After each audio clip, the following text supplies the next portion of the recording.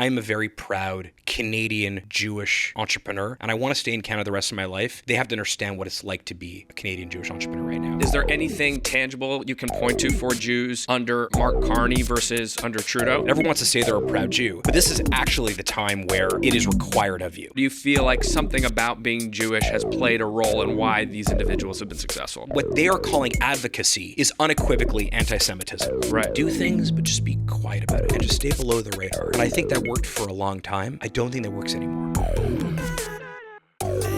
What up, and welcome to the show. I want to kick things off today with a little story. Imagine you're the grandchild of Holocaust survivors who then had to flee Hungary during the brutal Soviet repression of the 1950s. Now imagine your family works hard to build a new life in North America, only to lose everything during the market crash after September 11th. Imagine then being unable to afford college, so you need to earn your tuition money by starting your own t-shirt company that grows from a few hundred items at one school to thousands of items across 50 schools.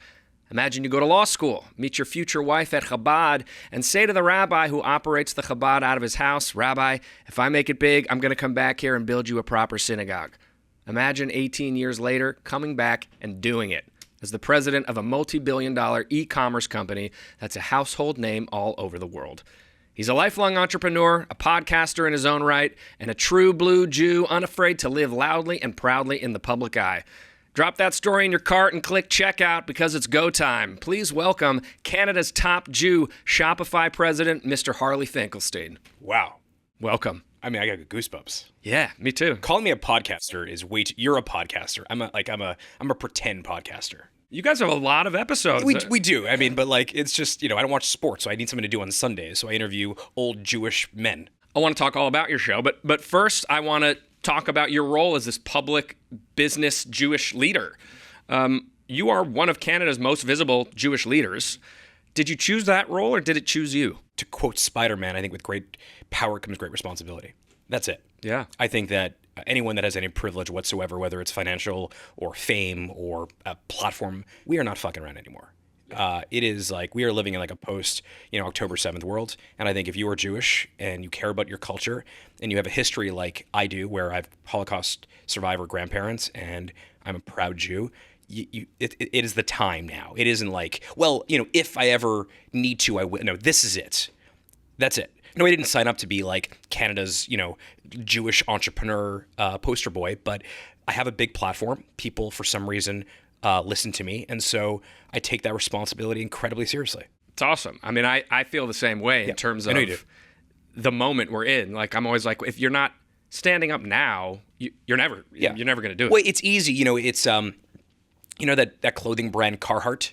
Yeah. They had this great ad a couple years ago, which is like everybody wants to wear Carhartt until it's time to do Carhartt shit. Right. Like everyone wants to wear like the workman's stuff. Cool mechanic. But no one actually wants to go and actually like do the actual work. Right. It's a little bit like that. Everyone wants to say they're a proud Jew, but this is actually the time where it is required of you. And I think actually, one of the things, Jonah, I'm so inspired by what you're doing is you are so loud. Therefore, others see it and say, actually, look how well he's doing being loud.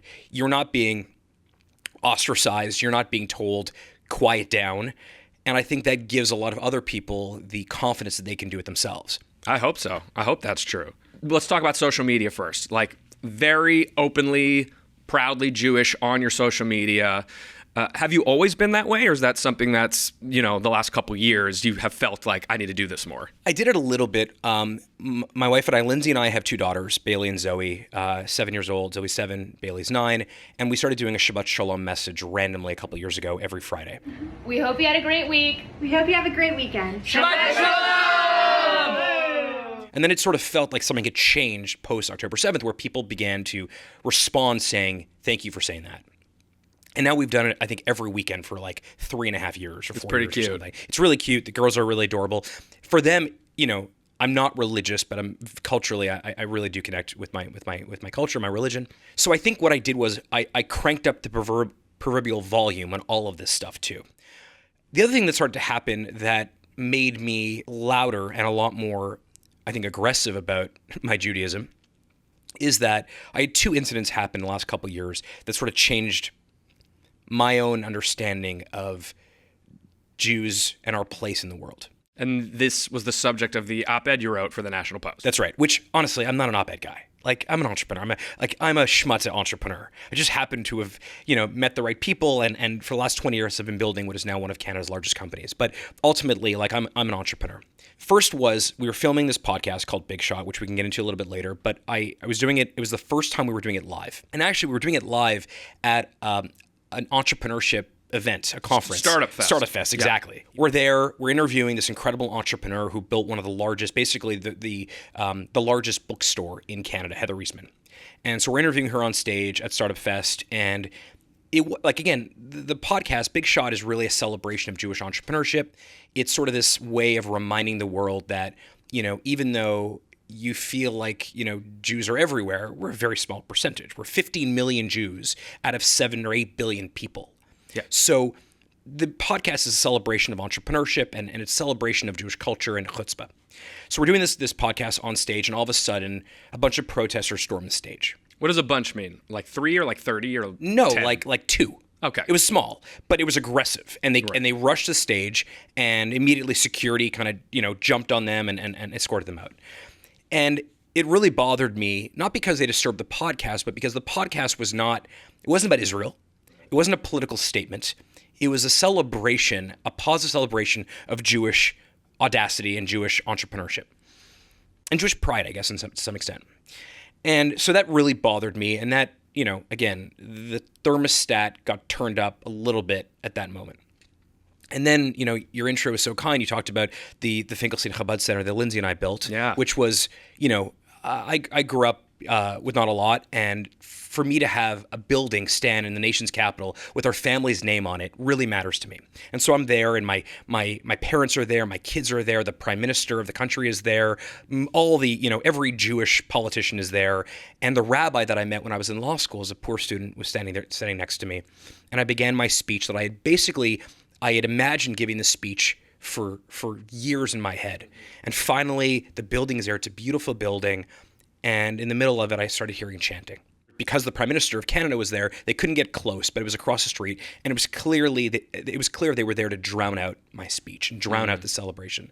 At that point, I was like, this has gone way too far. Because we are masking, what they are calling advocacy is unequivocally anti-Semitism. Yeah. This was, again, not about Israel, not about politics. This was a Jewish community center specifically for students, a promise I made 18 years earlier.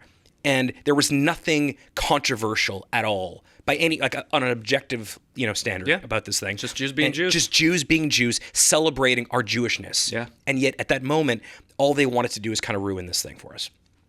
And after that happened, I wrote this sort of op-ed, which became, made the rounds.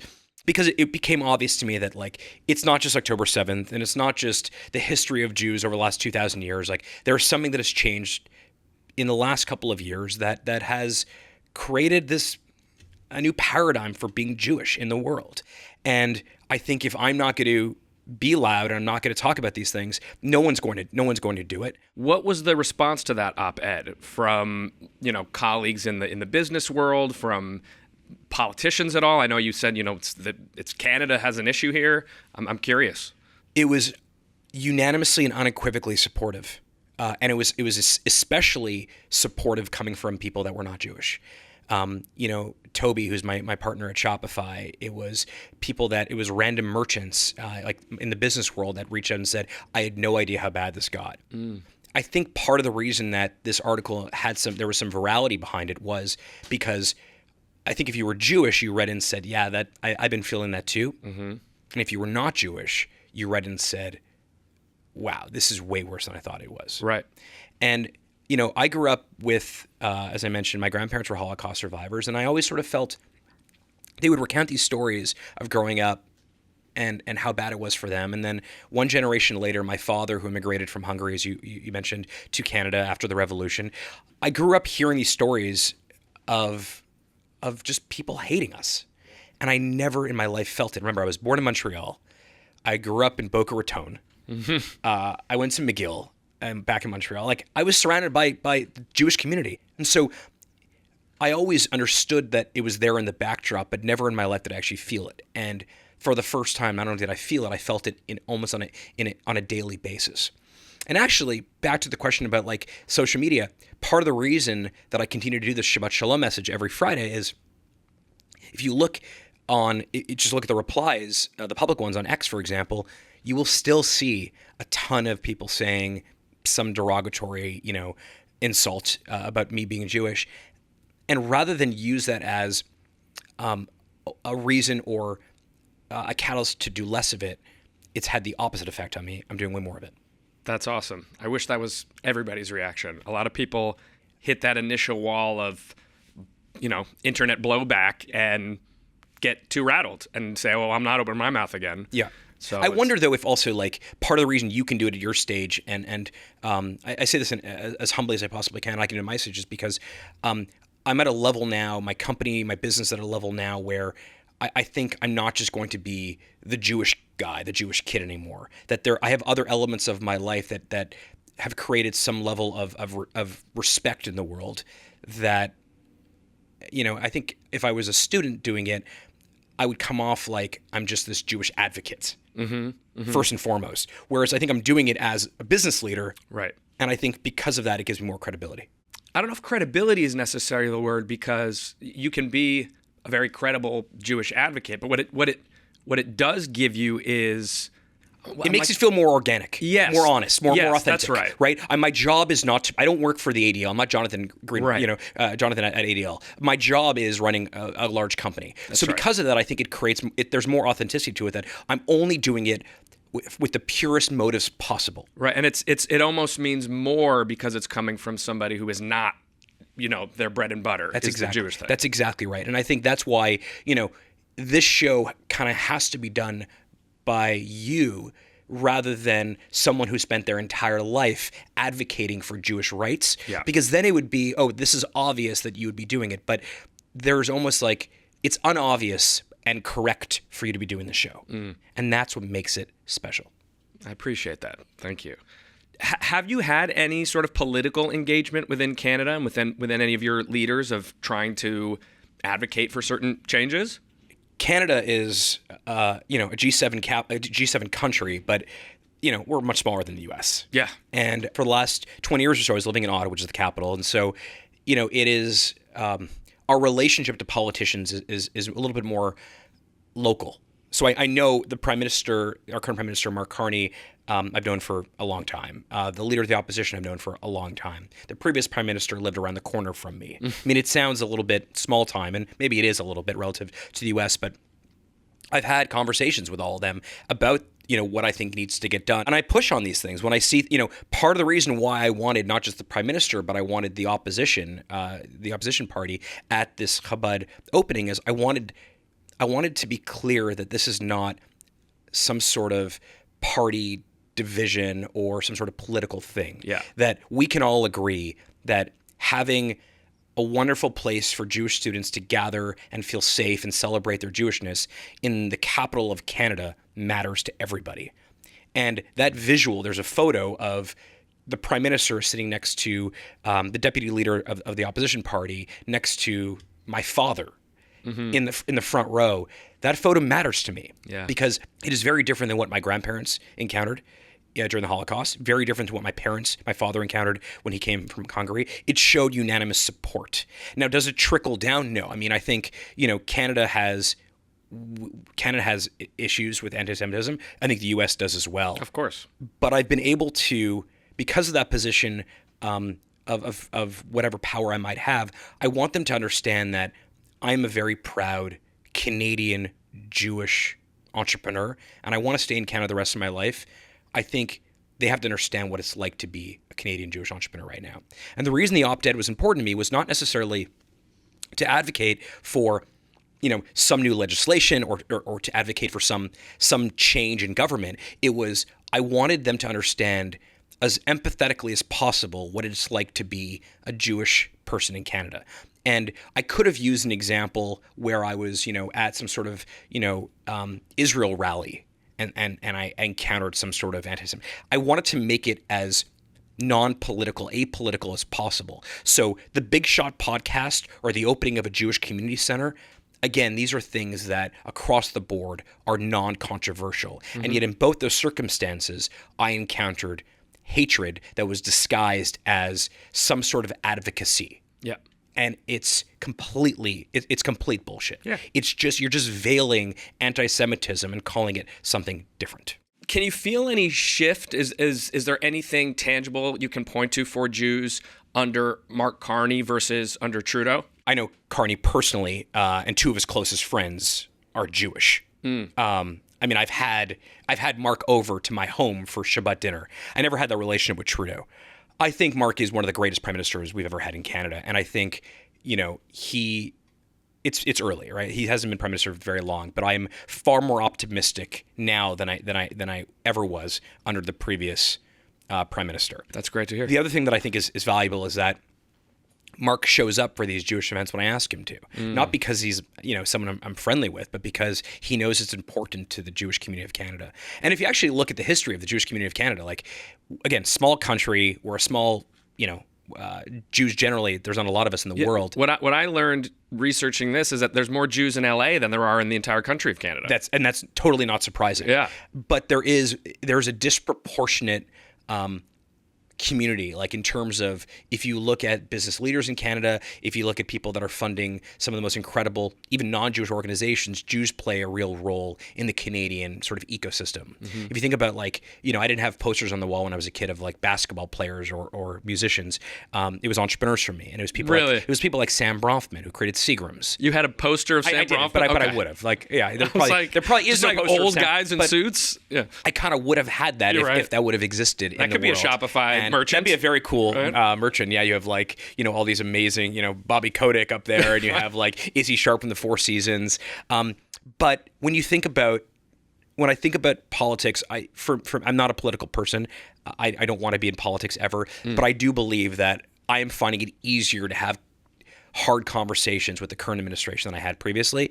And I understand that part of it is the fact that the macro has changed, that like it is now unequivocal that anti-Semitism is on the rise. In the op-ed, I actually specifically cited data to show, when you look at the numbers in terms of anti-Semitic incidents, it is on the rise by like an exponential degree. Right. So I think now we're past the point of, is this real? Now we know it's real. Yeah. The next step is, how do we fix this stuff? Going back to your social media for a second. Yep.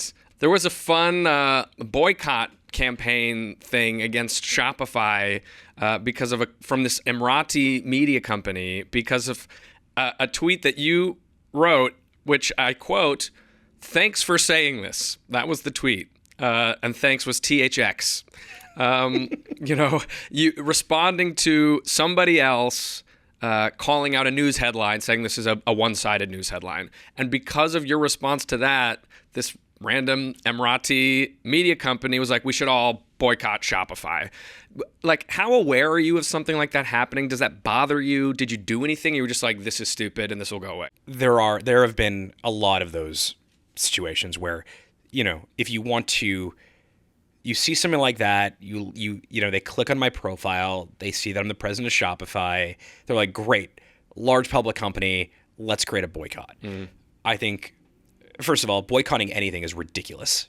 I mean, that's not the way to affect change. Second of all, it has zero impact on our business ever. Right. And third, I'm just getting used to it. Shopify does not have an opinion about like political affairs. It is a company. Right. It is an entity, is a legal entity. Harley is a human being that is a leader at Shopify. I have an opinion about things, and I think that matters. First of all, that matters to me. So as long as my team feels good about it, the people that I work with are okay with it, our merchants feel like we are delivering great value, I don't really care that some random organization, 10,000 miles away from here is trying to boycott me or boycott the company. I don't think that has an impact, and I think people see right through that. Yeah. So I think I've had to develop really thick skin. Have you ever had a situation where someone on your team or at Shopify has said, hey, I need to talk to you about something you said or posted or did? Just the opposite. Awesome. People, non-Jews message me on Slack all the time about the op-ed saying, I love what you said here. I am Lebanese, or I am, from Turkey, or I am from some country, and I felt that situation, but I didn't have the soapbox to stand on to write about it. You did. Thank you for saying it. Like, they were able to effectively replace the word Jew with whatever they are and say, I felt what you felt there. And thank you for bringing light to the fact that like this is going on. It's not just anti-Semitism, it's anti all these other isms, and it's prejudice. And so actually the opposite has been true, which is we don't want to work for automatons. We don't want to work for robots. We want to know that that the people that are leading our company have a strong moral compass and have a high give a shit factor. And the give a shit factor should not just be for, commerce and capitalism, but also for the things that matter to them. And everything that I've posted, it wasn't that I am right, someone else is wrong. I'm not trying to, I'm not invoking some sort of opinion or, again, back to the politics of saying this side is good and this side is bad. I'm just saying showing up at the opening of a community center and trying to drown out my speech and yelling anti-Semitic slurs at me is not okay. Full stop. Yeah. And so I think actually in some ways it's brought me closer to a lot of the people that I work with because they want to know that this guy cares about these things. This matters to him. And then at this point, most people that work with me and most people that sort of know me know my story. They know about my grandparents. They know about my father. They've seen what I've done. I'm very public on social media. And they've seen the Shabbat Shalom message. Actually, the people that actually love the Shabbat Shalom message more than anyone are the non-Jews. Are saying it's a nice reminder of, it's the weekend. Yeah. And let's spend time with friends and family. My initial one was spend time with friends and family, do cool shit, have great experiences, go outside, touch grass, whatever. And there's nothing controversial about it unless you are looking for a way to attack Jews. Right. What about the rest of the business community, like your fellow business leaders? Do you see colleagues showing up in the same way you are? Are you disappointed at people who are maybe not showing up and you wish they were? What's the landscape? I think there are folks the leaders that have tried to just stay out of it. Yeah. And I don't pass judgment, but I'm more inspired than those that do. I think some people are scared, some Jewish leaders are scared of the backlash. Yeah. And my hope is that the more that I do it, the more that they see that they can do it also.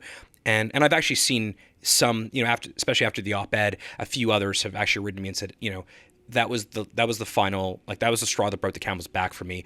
I believe I need to do this thing. I think when it comes to philanthropy in particular, there is real value, and I think maybe this is more of a modern way to do it, of actually being a lot more vocal and loud about your giving.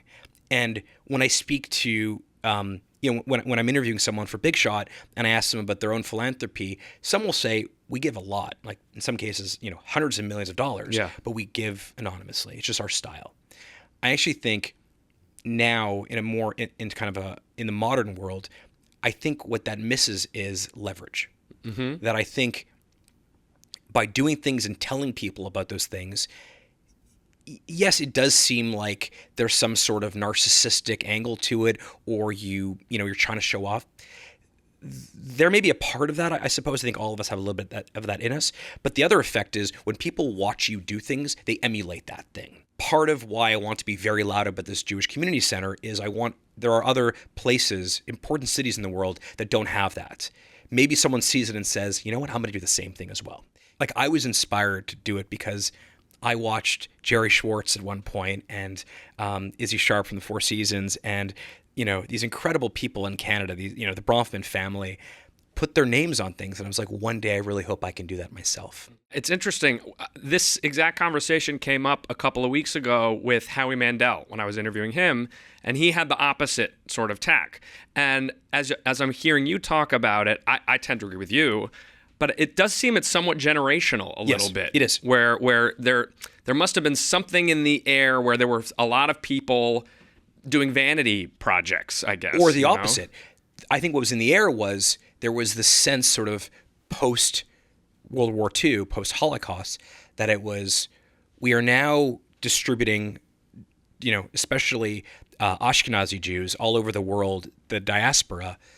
Let's do things, but let's not be too loud about it. Well, there's that too. Let's be quiet. There's the quiet, and then I think there's also, and this is what Howie was responding to, I want my name on as many big fancy things as possible, and it's not a synagogue, it's I want it on an art museum, and I want it on a this and a that. I will say that what I think the Howie strategy misses is that throughout my entire life, watching these incredible things get built with people's names on it inspired the hell out of me to do the same thing. Yeah, it's living proof. And I get so many messages from people telling me that one day, like, especially Chabad, because we can talk about Chabad if you want, but like Chabad is this really kind of special thing to me because like they don't like, we were on the beach in Turks and Caicos, and literally I was sitting there with my wife, and like a Chabad rabbi comes up and says, "Do you want to wrap tefillin?" Right. And I'm like, "Sure." Right? Like I was like, "How do they even find us?" Right. But they're unbelievable. They're everywhere. They're everywhere, and they're kind. And they're non-judgmental. They don't care, if you're religious or not. Right, I want you in. If I'm not wearing a yarmulke, they're like, "Here's my yarmulke. You can wear it while you're wrapping tefillin." It is an amazing thing that they've done. But after I built it, I've heard from countless people, like no exaggeration, maybe 50 people have messaged me over the years to say, "Hey, I'm a student at University of Virginia or Stanford or wherever. When I finish, I would love to build something for my rabbi because, our current Chabad house is in a strip mall. It's a rented, storefront in a strip mall." That matters. That is the leverage. That is how we do it. So back to what we were saying earlier, I think there was a generation, you and I are of the same vintage, I think, of our parents and grandparents where it was do things, but just be quiet about it and just stay below the radar. And I think that worked for a long time. I don't think that works anymore. I think at this point, we can't be below the radar. It's not helping. Yeah, I agree. I'll be curious to see in like 15 years if a bunch of new Chabads spring up. I would love it. And for those listening, I hope they call me and say, like, I'd love to give to those Chabads as well. Yeah. I think it's an amazing thing. That would be amazing. But that is the flywheel, right? Right. What are these centers? These centers, in my speech that got disrupted, what I basically said was like, this center is not a symbol of my success or the fact that I've made a bunch of money. This is a symbol of like survival. That literally like 2 generations ago, we were in concentration camps, and now we're building incredible facilities and beautiful community centers. On a personal level, like my family's name is on this thing. My grandfather is no longer around anymore. There is no way he ever would have thought in 1956, as a survivor coming to Canada on a boat to Halifax, that one day his grandson would put up a building like this and put our name on it.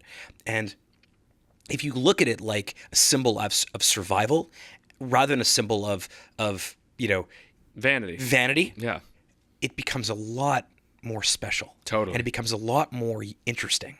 So let's talk about Chabad for a second. You met your wife there. I did. Can you tell us that story? Sure. Well, she's gonna hate this, but we met at speed dating. No way. Yeah. A success from a speed Isn't that dating at a crazy? Chabad. Yeah, which for all the entrepreneurs listening, it's like elevator pitch competition. Right. Right? Like it's 1 hour. I was, 10 men, 10 women. We had 6 minutes each. And the idea was if you wrote the girl's name, the girl wrote your name, they would introduce you. What, after the speed? After it was all done, Okay. like a day later or something like Okay. that. And so I was like, okay, well, the obvious thing to do if you sort of game theory it is you write down every girl's name. This way you see who picked you. Nice. Lindsay, who's not my wife, was the one that I really wanted to go out with. We didn't get matched. Didn't get matched. No. Okay. This is like 2008, like the primary tool for communication for, early 20-something-year-old Jews or people was Facebook. Facebook. So I could message her on Facebook. I'm like, hey, like, what the fuck? Why didn't we get matched? I thought we hit it off. And she wrote back, she said, actually, I picked you also. We didn't get matched. So the story now that the Jewish organization says is that they messed up. It was a mistake. We started dating and we got married probably 4 years later, 4 years later. And it's been, she's incredible.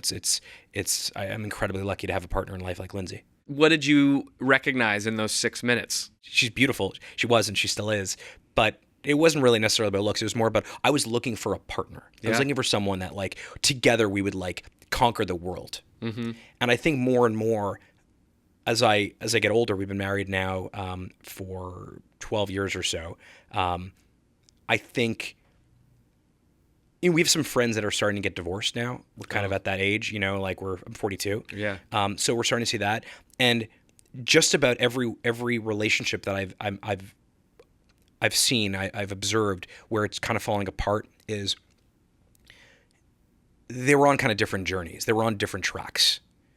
And I think Lindsay's ride or die with me. Yeah. She was there when like I didn't have any money. She was there at the beginning of Shopify. She was there at the IPO. She was there during COVID when like I was losing my mind because I like being with people and I was working from home. She's been there for every up and every down. And she's just sort of been this consistency in my life that has helped me to build. My role models are my maternal grandparents who are still alive. Oh, that's amazing. And they've been married for 75 years. Wow. And they're incredibly in love. And how old are they? And 91, 93. So they got married young. Yeah, they got married young. Cool. But they have this amazing, really maybe they've been married for 7 years. So they got married, I think, at 18, 19 years old. Wow. And when I look at their relationship, they're head over heels in love with each other still today. When I look at the relationship, the key is that they love spending time with each other. They have these little moments like my grandfather, when he was like 80 years old, went and bought a convertible. Hell and yeah. they take these drives to across the border to the US because he likes the brie cheese better there than in Canada. And I'll call them and say, what are you doing? We're going for lunch. Where are you going? Well, there's this restaurant like an hour and a half away, but they make the greatest rotisserie chicken, and we're just going. And I observe them. We take them to the Turks with us every year to the beach December. And I observe them on the beach, and often they're just sitting there, not saying a word, but just holding hands. They're real partners with each other, and they sort of help each other grow. And I know, just because the folks are waiting for it, weekly shout out to Courtney, my life partner. She's amazing. Go Courtney. Go Courtney. Before we continue, I want to take a moment to share something incredible. Deep underground in Jerusalem, as rockets fly and sirens blare, doctors and nurses urgently treat patients. I'm talking operating rooms, ICUs, even maternity wards, moving below ground in a matter of minutes. Hard to wrap your head around, but this is what Hadassah hospitals do. Hadassah, the Women's Zionist Organization of America, built these hospitals, and now they're working feverishly to expand their underground capacity. There's an urgent need to equip a new emergency zone with additional beds and to build and outfit 6 advanced operating rooms so they can continue delivering life-saving care no matter the conditions. If you're able to help, please consider making a gift at hadassah.org. That's HADASSAH.org. Your support helps Hadassah continue its life-changing work for the people of Israel. All right, so let's talk about Shopify a little bit more. Probably should have had you do this earlier, but for my audience that isn't totally clear, what is Shopify? What does it do? It's software, or a software company, and we make it easy for anyone that wants to sell a product. We give them a way to do that. So if you want to build an online store, which is what we're best known for, easy to do that. But if you want to sell offline in a physical brick and mortar store, you can do that as well. If you want to sell on Instagram or TikTok or Snap or in Roblox, or more recently inside of one of your agentic tools, we make it really easy to do so. And for $39 a month, you can get started. And, I think in 2025, about $380 billion with a B were sold through Shopify. Wow. So it's essentially, to translate, it's a sales platform. Yeah, it allows you to sell to any customer on any surface area on the planet. And we are the brand behind the brand. So most of the brands you love, James Purse, which is my favorite stuff that I'm wearing today, you wouldn't see Shopify when you go to jamespurse.com, but we power that. And we power most of the brands that consumers love. You kind of think about like Amazon is you go for the things you need, and Shopify powers the stores, the things you want. You went from being one of the platform's first merchants to now being its president. Yeah. That's kind of unusual. Yeah. I mean, how does that happen? So if you go back to that story of my grandfather, coming off the boat from Hungary and immigrating to Canada, I think for a long time, entrepreneurship was seen as like the only thing that was possible for someone like him. Mm-hmm. He couldn't get a job. He didn't speak the language. He had no money. So entrepreneurship, first of all, is deeply embedded in my DNA. It was the tool that my grandparents, my father used to survive, to create a life. When I finished undergrad, I built a t-shirt business in undergrad. I ended up going to law school, not to become a lawyer, because a mentor of mine convinced me to go to law school to become a better entrepreneur. Yeah. He had sort of articulated law school as finishing school for entrepreneurship, which I thought was really interesting. Did you find that to be the case? 100%. I did a joint law MBA, JD MBA. Oh, cool. I thought the MBA was a total waste of time. I think the MBA is really good for a networking perspective, but generally I didn't think that was that valuable, but I thought law school was like, I learned how to write, how to think, how to negotiate, how to be more articulate, how to read 4,000 pages and pick out the one line that matters. Right. And obviously my Jewish mother always loved to tell Sure. everyone, hey, my son, he'll be a lawyer one day. Right. By that point, I knew that my tribe were entrepreneurs. And so I ended up at a coffee shop with a group of entrepreneurs, and we met every Friday or every Saturday just to talk about our own businesses. I was in t-shirts. Another guy was doing some hardware stuff. One guy was doing a travel company. And there was this brilliant programmer named Toby who was there with us, who just immigrated from Germany to Canada a couple years earlier. And he was selling snowboards on the internet. Okay. And because he didn't like the software on the market to build an online store, he wrote his own piece of software. That piece of software would become Shopify. And he realized that this snowboard business was a good idea, but the software business was a great idea. And I ended up asking him if I could become one of the first customers to use the product. And I think I became store 136, or I think it was 136 or 137 on Shopify. And I moved my t-shirt business from a wholesale business to a direct-to-consumer business. And I spent, the next 3 years, taking whatever I could from a skill perspective out of law school, but really building this online store. And then when I finished law school, I called Toby. I was like, look, there is no greater catalyst for entrepreneurship than this piece of software is magic. When you combine ambition with these lines of code, you end up with a business. That to me is magic. And I joined him and basically two other engineers, and I became kind of the first non-engineer at the company. Wow. And that was almost 20 years ago. And it's been an incredible ride. But over the years, I've sort of figured out that like the way that I can add the most amount of value at Shopify is storytelling. Finding, getting more merchants on the platform, talking to our investors, the media, the public, helping sure that the internal team understands the mission, the culture of the company. And so, ultimately, this current phase I'm in is being Shopify's chief storyteller in a very, at a large scale. And it's been the ride of a lifetime. All right, so now I do want to get into your podcast, Yeah. Big Shot, which we teased at the beginning. This is something you host with your partner, David Siegel. Yeah. And it is described as an archive and celebration of Jewish entrepreneurs who took risks, overcame the odds, and created legendary businesses that changed the game. Where did the idea for this come from, and what are you hoping to achieve with it? How far are we from Hollywood right now? 20-minute drive. Okay, so here's something fascinating. If you look at the original Hollywood studios, It's on MGM and MGM, Warner Warner Brothers. Brothers. I don't know the rest of them, but Right. I knew Fox. the names. Yeah, there were a bunch of them. If you look at the founders of those studios, they all grew up within, I think, 30 kilometers of each other in Poland. Right. The cultural zeitgeist of not just America, but in the world, the founders of those studios that created the cultural zeitgeist, if Warsaw is like right here, they all grew up within 20 kilometers outside of Warsaw. That is insane. Yeah.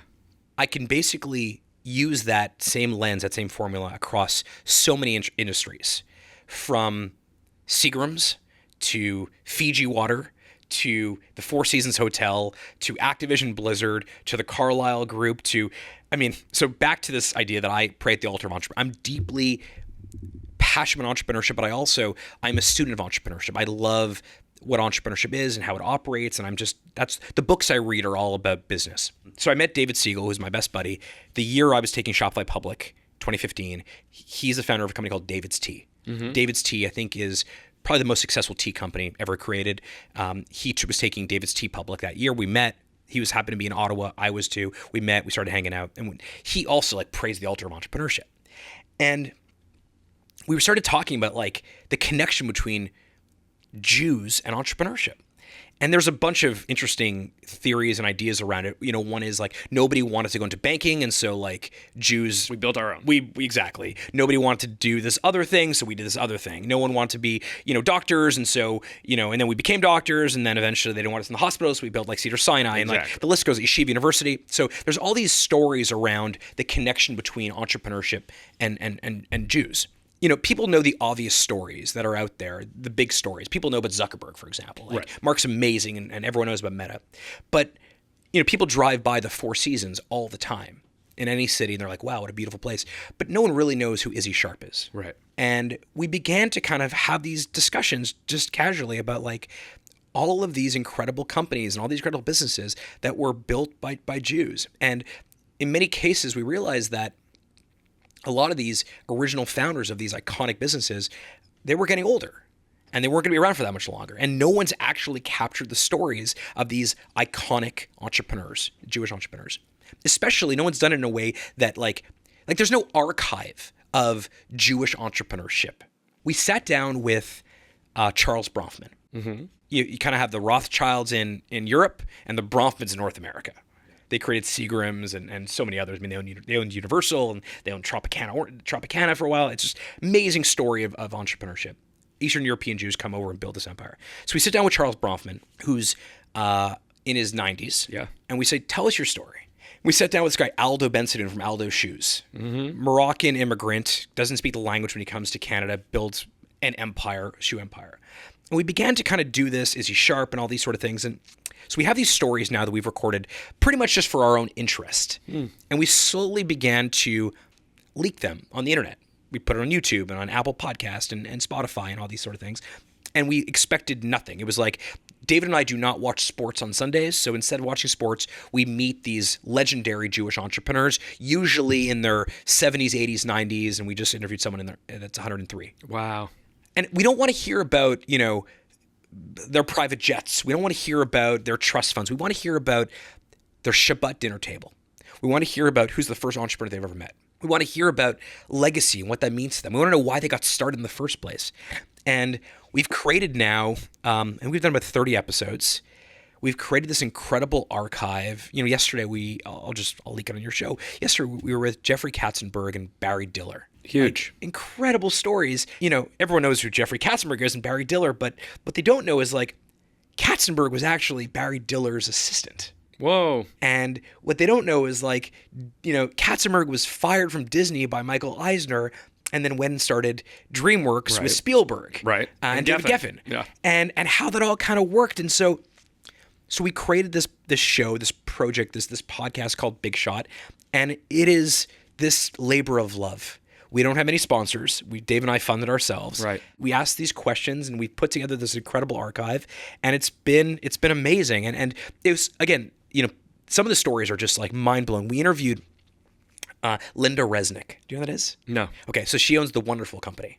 That's Palm. And Fiji.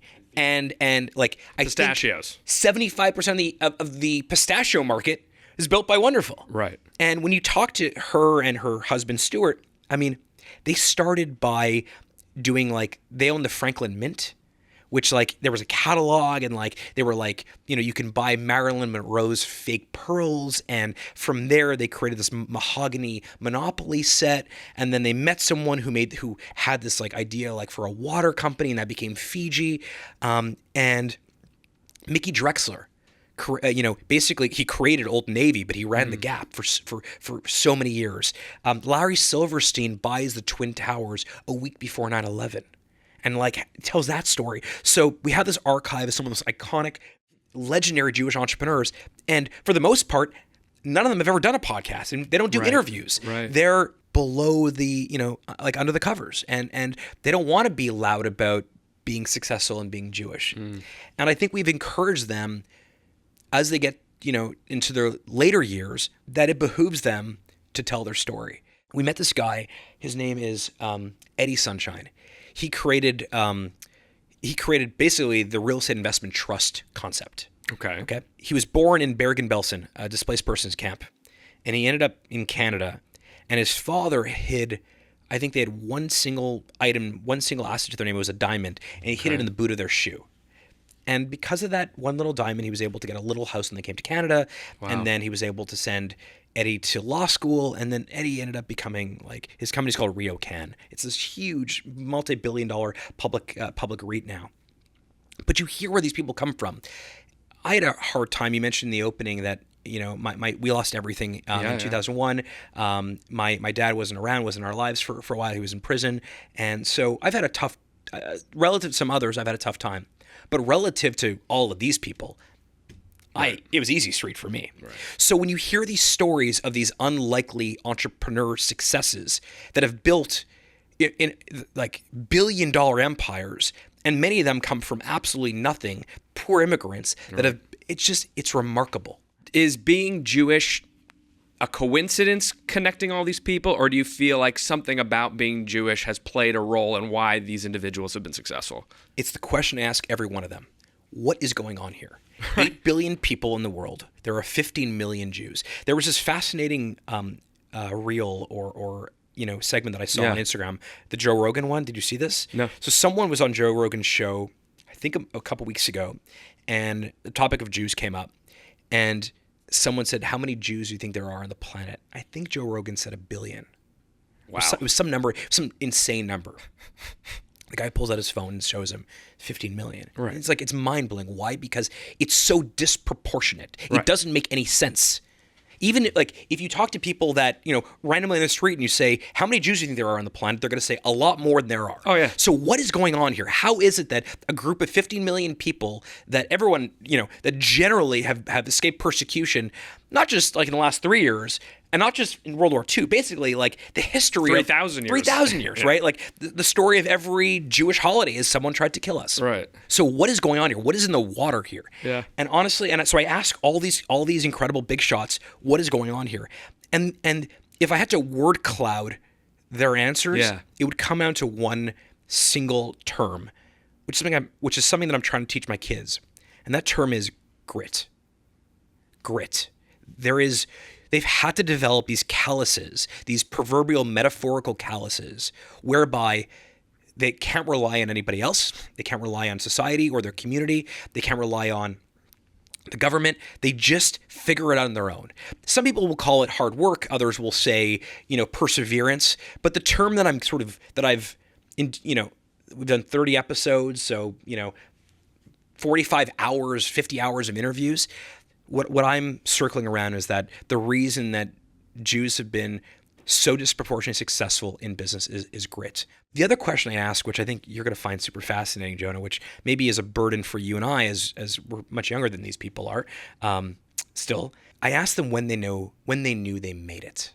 When did they feel like they were a success? Yeah. None of them said they've made it. Not one of them. Come on. Remember, these are billionaires, Yeah, I know. self-made billionaires that are titans of industry. And Aldo, the shoe, this shoe maven who's, has this huge company. Anyone He's around in every mall in the every world. mall has an Aldo shoes. I didn't know he was Jewish. Yeah, he's Jewish. Amazing. I asked him, I said, when did you made it? He said, I haven't made it yet. I said, what do you mean? He's like, he said, I still worry about my monthly burn. Like basically his monthly expenses. Sure.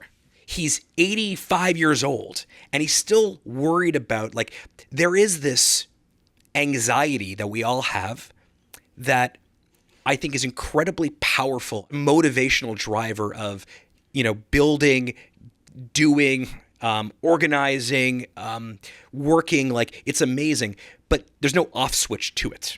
Right.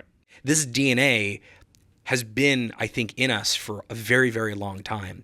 And when you direct it in the right way and you point it to the right challenge, I think you end up building incredible things. I wonder how much of that, like if you did the same series with non-Jewish billionaire success stories, would that grit be the common denominator? I think it's just an entrepreneur thing, less so than a Jewish entrepreneur. It could be like, it's a little bit of correlation versus causation. I think about that as well. Actually, I find that a lot with immigrants. When I have friends that are non-Jewish but are immigrants, they have that mentality. I got to just get it done. But there is something, the Venn diagram overlap of Jews and entrepreneurship is something to be studied. Totally. And I'm studying it. Totally. I will tell you the dark side of Big Shot, which is that as part of, so most people that I ask to be on Big Shot, again, they're in their 70s or 80s or 90s or in their hundreds in some cases. Most say yes. They have a friend on the show or they've seen the show and they want to be part of this archive. It's a pride thing. But every now and then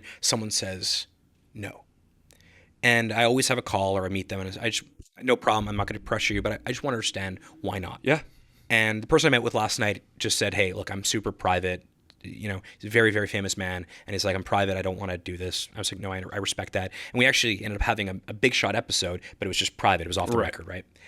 But the people that often say no to me will say, I don't want to rub it in the world's face that we've had such success. Right. I don't want to give people an additional reason to hate us. Yep. And I don't say this lightly. That breaks my heart. Yeah. Because back to how we started this conversation, I think it's important that not just Jewish young people get inspired by hearing their stories, but I think the world should know that the story of the Four Seasons is not a story of marble floors or London hotels. It's a story of a motel on the side of a highway in Toronto. Wow. And that this guy who has no money, no connections, was able to create one of the greatest hotel brands, one of the greatest brands in luxury of the last century. And he did it with like no help from anybody, just because of his own grit. So I view that as like, I want people to understand where this all comes from. Yeah. I don't want anyone to think that, Jews are successful in business because someone helped them, or, they got some sort of leg up, or they've had some sort of advantage. The only advantage that we've had is we have no choice. And that's what I want the legacy of Big Shot to be, I hope, long after I'm gone. Yeah. This is a similar discussion that I had with Jason Alexander on the show, where, talking about that tendency for certain Jews in certain industries, Hollywood, business, to sort of shy away from celebrating their excellence because, what are they going to say about me? Yeah. And my response to Jason was, well, they're saying it anyway, so you might as well actually own the thing and celebrate it and feel good about it. Part of the cool thing I think of your show, and also I think to a lesser degree to Big Shot, is that a lot of people that watch it are not Jewish. Yeah. Right? And that's like them understanding how this all happened.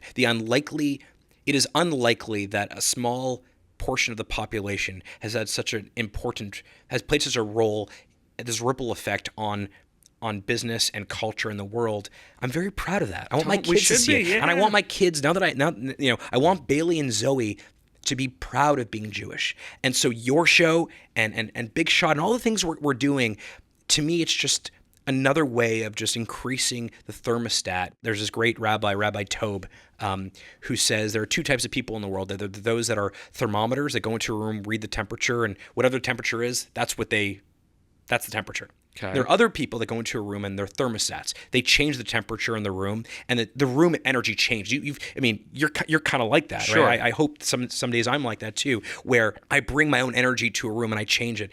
I want these things that we're doing, these Jewish initiatives, to change the thermostat and increase the energy on all these things, because these are not stories of brag. It's not about money.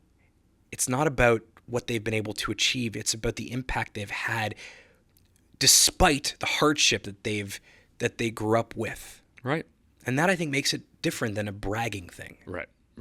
Something to be proud of. If you just heard that sound, that means Harley and I just finished doing our 5 deep questions, which of course you can only check out if you are part of our Kehillah, the subscriber-only community, which you can join at beingjewishpodcast.com/community.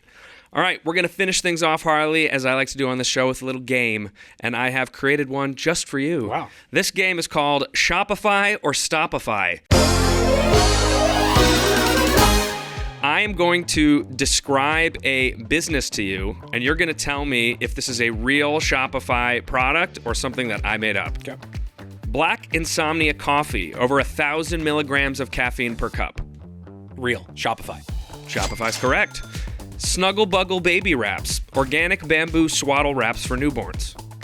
Shopify. I don't know it, but it sounds like it's something that would exist. Stopify, not real. Not real. Someone should build that. Little Chunk, backpacks specifically designed to carry dogs on the New York City subway.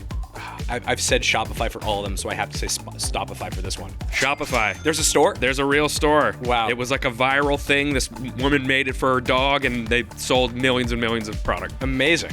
Good Girl Snacks. Their product is Hot Girl Pickles. I know it well. Okay. I think her last name is Marcus. Her dad's David Marcus. It's amazing. I tried to not go with like the big winners on Shopify, but I guess I missed one. All right. Crunch. Freeze-dried raw honey sold in bite-sized pellets. That feels like it's fake. It is fake. Yeah. I am not okay. Vegan cheese brand. I'm going to say yes only because it's such a good name.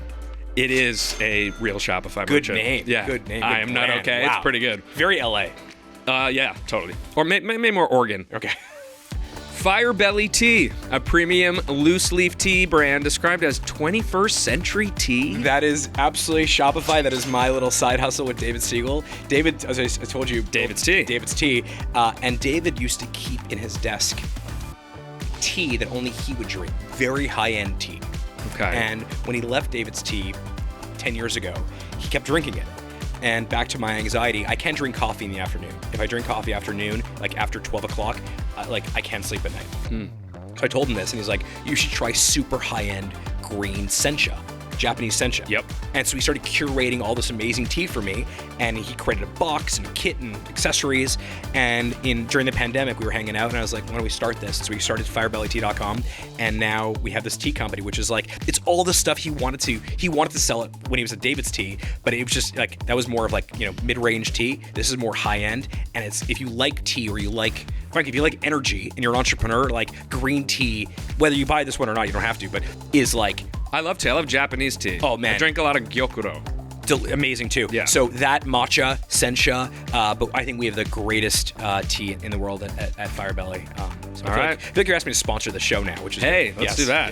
Yeah. Sprunt, a carbonated energy drink made from sprouted oats and functional mushrooms. Oh, that sounds fake. It is fake. Yeah, it's because of the name. Dead giveaway. Sprunt. Well, Terrible name. sprouted and functional. Yeah. Grunt, premium weighted blankets filled with buckwheat husks.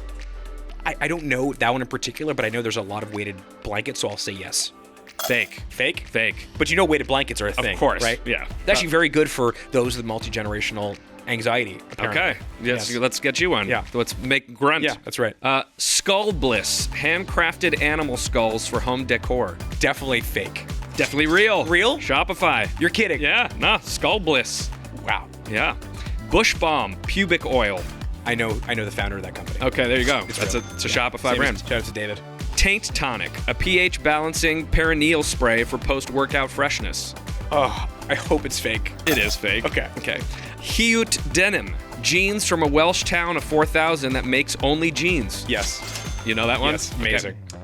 Gunt Mustard, artisanal whole grain mustard from a single farm in Bavaria. Can you say the name again? Gunt Fake. Mustard. It is fake. Yeah. Yeah. Wow, you were on that one. Tushy, a $69 bidet attachment.